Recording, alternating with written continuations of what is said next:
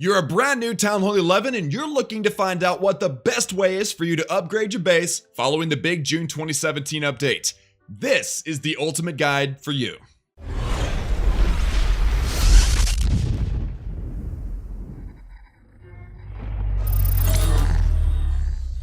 Hey guys, what's going on? Klaus here, and thank you for tuning in for today's ultimate Town Hall 11 upgrade guide for both your base and your laboratory. Let's start out by saying that we are assuming that you have already maxed out your Town Hall 10. That includes the walls, that includes the buildings, that includes the heroes and the laboratory upgrades, including your troops and your spells. Assuming that you've maxed out all of these things, your Town Hall 11 base is going to take 212 days to max out, assuming you keep all 5 of your builders busy and you don't do any gemming. On the contrary, also, the laboratory is going to take 70 more days, 282 days, to max out all of your troops, all of your spells, everything. So Town Hall 11 is absolutely a huge town hall, and it's going to be an absolute blast. So much fun. Also guys, before we get into the guide, a fun fact about Town Hall 11 is that according to the Clash of Clans wiki cumulative cost page, a fully maxed out Town Hall 11 would have taken $17,500 roughly to max out by gemming from Town Hall 1 to Town Hall 11, which is absolutely crazy. Now, normally whenever we do upgrade guides for Town Hall levels, I always say build your new offensive and resource buildings first. That includes storages, collectors' mines, etc. But the only offense building that you get new at Town Hall 11 is the Grand Warden. Now, the Grand Warden is a new hero. He is considered both offense and defense. He's very important and should be a day one priority. Also, guys, you get 20 levels for the Grand Warden, and the total cumulative cost of all 20 levels on your elixir storage is going to be 134 million elixir, which is insane, guys. And that is actually the total cost of Town Hall 9 on elixir, both including buildings and laboratory upgrades. So guys, now let's talk about day one upgrade priorities. It's very important that you start your base off correctly, and these are my recommendation for the top most important buildings on your base. That includes, first and foremost, the Clan Castle. The Clan Castle actually doesn't increase the amount of troops you can carry, but it does increase the spell capacity from 1 to 2. So you can either carry 2 poison spells or 2 haste spells or maybe a rage or a heal spell instead of just 1. So that's huge. That's a huge upgrade for you. However, you can't upgrade that particular building until you max out your gold storages, which is down here. If you upgrade all of your gold storages, then it finally will reach that 10 million max capacity to be able to make that Clan Castle upgrade. So even though you want to get your Clan Castle upgraded pretty much first, you're going to have to get your gold storage upgraded, all 4 of those gold storages upgraded to max first before you're able to do that. Another consideration for first day upgrades would be your laboratory, guys, because as always, offense is so important for an upgrade, for a base to be able to attack, to be able to get loot, to be able to 3-star in war or 2-star for farming or for trophy pushing. Very, very important, guys. So the laboratory getting an upgrade as soon as possible, pretty much the moment that Town Hall 11 is done, is absolutely key, guys. And by the way, if you have an upgrade going in the lab, whenever you hit that upgrade button for the lab, it will continue to run in the background, contrary to popular belief. Also, the king and the queen will get 5 new levels. So max for Town Hall 10 was 40. Now for Town Hall 11, the max is 45. So it's highly recommended that you start upgrading your king and your queen to level 45 as quickly as possible, because they're very, very, very powerful at Town Hall 11. And then finally, guys, you've maxed your gold storages to upgrade the Clan Castle. So why not go ahead and max out the elixir storage? You're going to need a ton of elixir to upgrade your Grand Warden anyway. So getting this infrastructure of top offense and top resource buildings done as early as possible is highly recommended. Now moving down, these are the new buildings. You got a new cannon, new arch tower, new wizard tower, new X-bow, obviously the Grand Warden, and 25 walls. It is recommended that you take those new buildings to Town Hall 10 max, which is level 13 for the cannon and the arch tower, level 8 for the wizard tower, and level 4 for the X-bow, pretty much as soon as you can. That's where you can put a lot of your gold while you're doing a lot of elixir upgrades and dark elixir upgrades for the top priority list. These new defenses will add more damage per second to your base over time than your Town Hall 11 upgrades. They're very, very expensive. They take a long time, and they don't add as much DPS as, say, at Town Hall 9, you add the queen as soon as you can on your base, and that adds 40 DPS or something instantly. These These buildings will add tons of DPS instantly to your base. It's very recommended. Also, guys, just for like a loot dump or whatever you want to do, upgrading these new walls to level 11 as soon as possible is highly recommended. And then, guys, y'all are probably thinking about the Eagle Artillery. Why not have the Eagle Artillery instantly? Well, this is a discussion all in itself. The Town Hall 11 meta right now suggests that putting in the Eagle Artillery early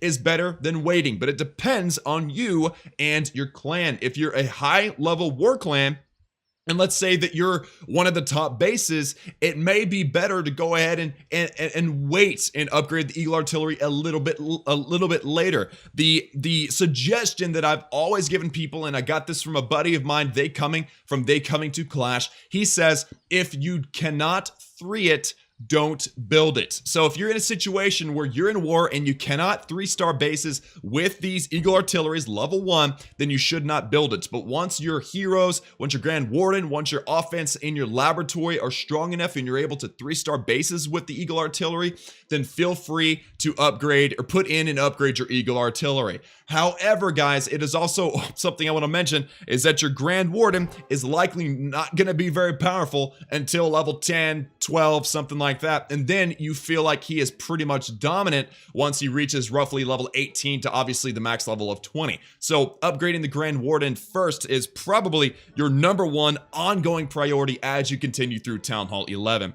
So guys, let's kind of go over this one more time. You want to upgrade your gold storages to max. That way you can go ahead and upgrade your clan castle. Your laboratory needs to be a day 1 priority as well as an ongoing project of maxing out your heroes and then your elixir storage as well for your Grand Warden. Also, putting in the new defenses and upgrading them to Town Hall 10 level max is highly suggested for that bonus damage per second on your base. And then obviously maxing your walls or upgrading your walls to Town Hall 10 max at level 11, the new 25 walls, is also highly recommended. If you are a top member of your clan, delay your Eagle Artillery a little bit. If you are in a clan with tons of Town Hall 11s and you're going to remain on the bottom of the war roster, go ahead and upgrade and put in your Eagle Artillery, as it does add a ton of value to your base, as well as you can see, that is not the radius of the Eagle Artillery. That's the dead zone of the Eagle Artillery's radius. The radius of the Eagle Artillery is over there on the left. So it can pretty much, no matter where it is on the base, it can pretty much cover the entire base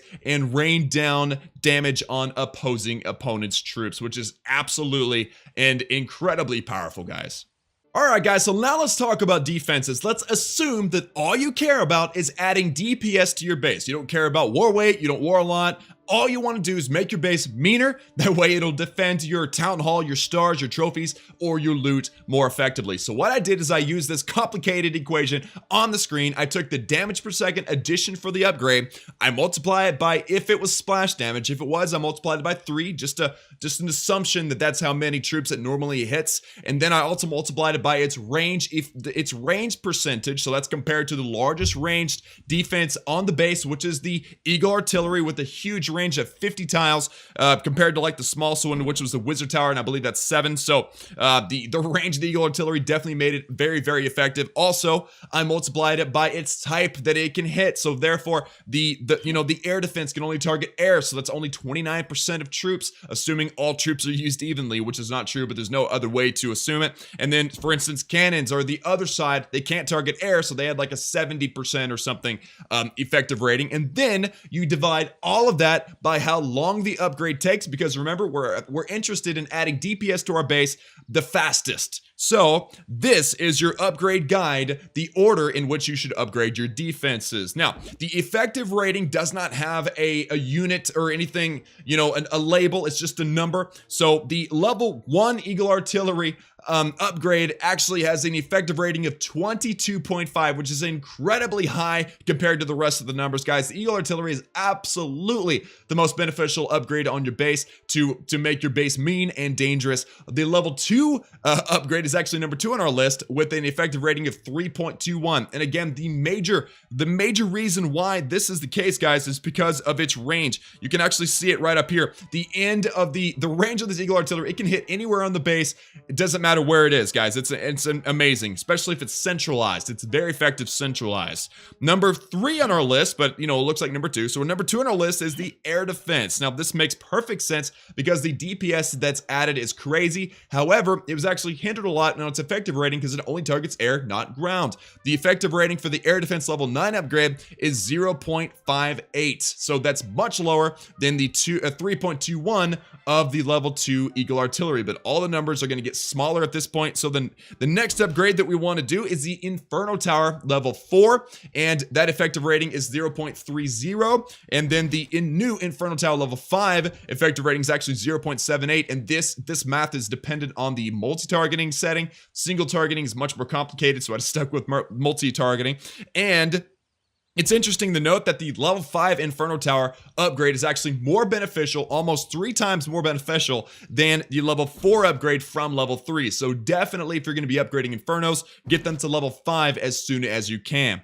Now moving on, guys, we're going to see the Arch Tower level 14 upgrade with a effective rating of 0.27, so it's only 0.03 lower than the level 4 Inferno, and that makes sense because it's got a good range, it has a good DPS, and it targets both ground and air. Next after that, guys, is the Wizard Tower level 10 upgrade, and that has an effective rating of 0.27 or 0.21, and that also makes sense because it's ground and air and it's splash damage, but it's got a much smaller radius. Also, guys, by the way, I mentioned earlier that the max level for Tunnel 10 Wizard Tower is level 8. It's actually level 9, but that shouldn't matter because you maxed your Tunnel 10 base, right?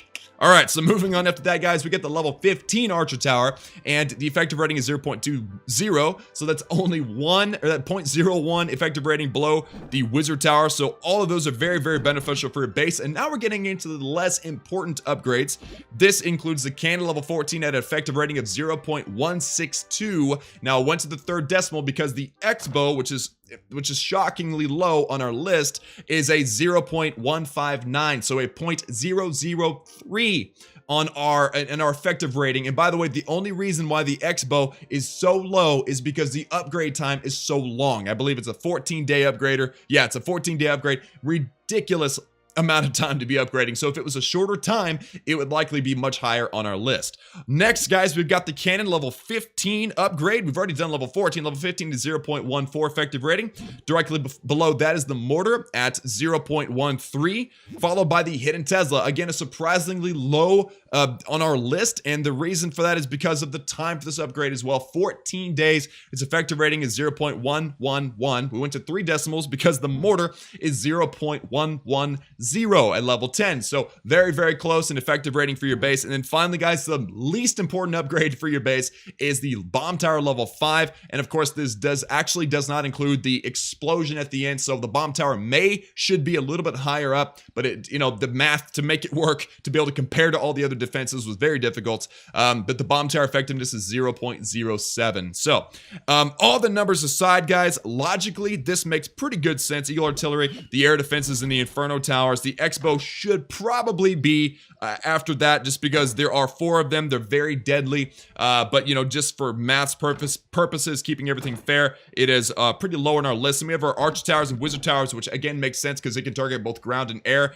The Tesla's so low because it's got a small radius and a really, really high upgrade time of 14 days. However, because it has such a low war weight, if you are huge into war, it should probably be moved up and be near the air defense as far as your priority.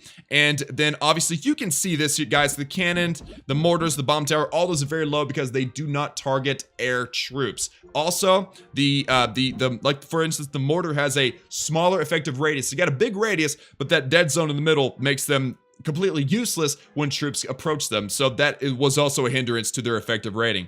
So guys, just kind of putting it all back, that is the overall idea of what defenses you need to be upgrading in which order. And I personally, well, whenever I go to 1011 on my main account, will definitely be following this guide pretty much to a T, and I'm excited about it. And I'm glad that I finally know what the beneficial upgrades are for my base. And guys, now we have the last part of the upgrade guide, and that is the laboratory. Which troops should you upgrade in the laboratory first? And of course, we're assuming that you max your Town Hall 10 laboratory.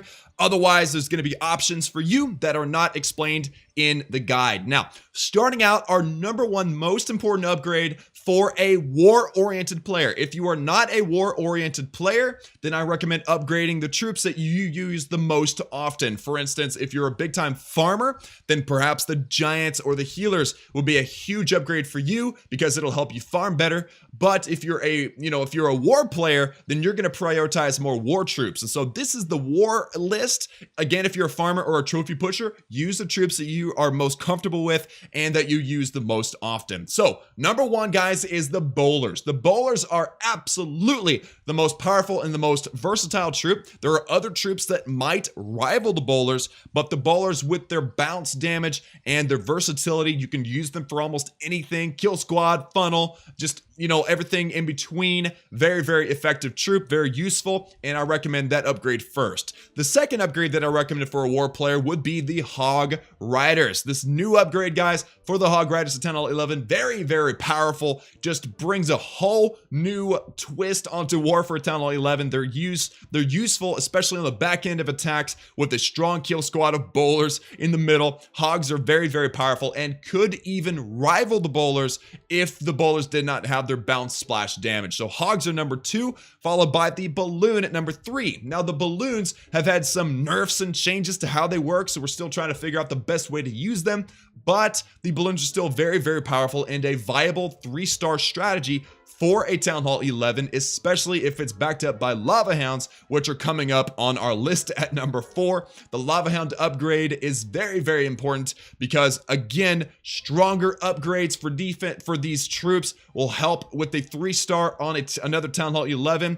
Also, guys, with the upgrade for this new Lava Hound, you will get 2 new lava pups that pop whenever the Lava Hound explodes, and those extra pups could mean the difference between a 2-star and a 3-star or a 1-star. It could be, the Lava Hound is incredibly powerful and definitely deserves to be on the top of our list. The next of our top tier upgrades is the Witch, guys. The Witch is being used every single war by our Town Hall 11s, along with, guess what, the bowlers. All right, so the Go-Bow Witch strategy. The Witches are very powerful. The skeletons are everywhere. Just a very powerful upgrade. An amazingly versatile troop as well, can be included in a funnel, included into a kill squad, or everything in between. They work very, very well with the bowlers. And then finally, the last of our very important upgrades for war would be the miners. Now, the miners to get 2 levels for Town Hall 11, and it's a huge investment. Tons of elixir that could be poured into your Grand Warden is going to go into these miners. The miners are becoming a 3-star strategy as they are very new to the war community now that they've received their buff, but it's highly recommended that you upgrade them because they're very useful, especially whenever you've got a queen walk or some sort of kill squad that ends up taking out the high objectives like the enemy heroes, the enemy clan castle, maybe an inferno tower, or the eagle artillery. Now, guys, the next few troops and spells is actually kind of like backup troops, things that you would like to upgrade for war once all those top level troops are upgraded. The first one in our list is the healer. Now, this troop has received an upgrade for the first time in a very long time. Level 5 healers, very exciting, and we are still working to see what the true potential of this upgrade really is. So it definitely has the potential to move up into the primary upgrades, but right now it remains at roughly number 7 on our list. The healers, definitely useful for a level 45 queen walk, definitely useful for farming, a great versatile troop as well, and is becoming more and more popular every day.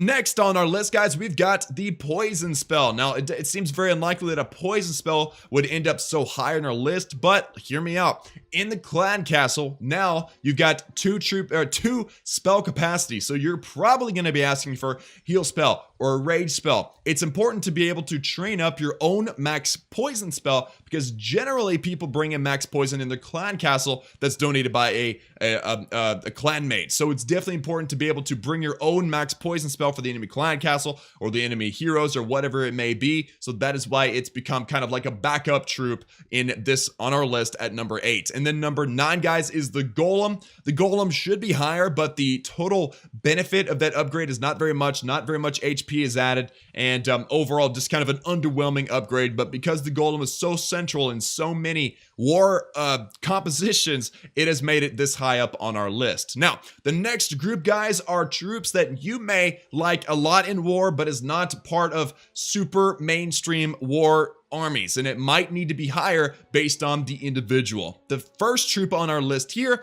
is the Dragon, guys. The Dragon got a huge HP buff lately and has been seeing a surge in popularity lately, but it's still not part of the mainstream 3-star strategy for a Town Hall 11. However, it is a very powerful troop and does deserve the upgrade eventually in our laboratory upgrade list. Next in the list, guys, are Giants, and the Giants, again, just like the Dragons, have its uses, but it's not seen a lot in mainstream war. Again, if you're a big time farmer, you may want to upgrade these Giants, or these troops, the Giants, a lot earlier. Next on our list, guys, we got Baby Dragons. Now, the Baby Dragons are a very good troop, an amazing troop, but they're already good. Getting the next upgrade is just going to make them that much better. They're primarily just a support troop, a funnel troop. You don't see a lot of Baby Dragons as a part of a kill squad, so they're a backup troop, and that is why they've ended up so low on our list, even though they're a very powerful and very popular troop. That is, you know, they're not necessary. They're not absolutely necessary to grab that 3-star. And then lastly, in our little like sub middle list here, we've got the Skeleton spell, guys. And the Skeleton spell is very on specific bases where the queen is nowhere near any splash damage, or all the splash damage is busy on something.